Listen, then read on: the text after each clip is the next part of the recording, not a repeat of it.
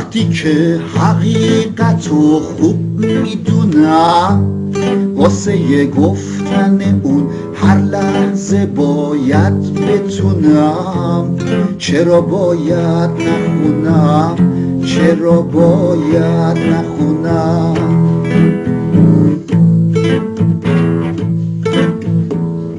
اون کیه که غیر خود دشمن و خاشاک میبینه، برای حفظ خودش محافظ و پاسدار میچینه؟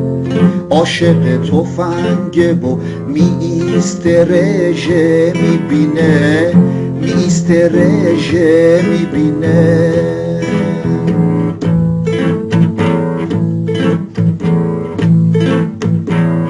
خوب که با دقت تماشا میکنی، مثل یک صحنه تئاتر میبینی.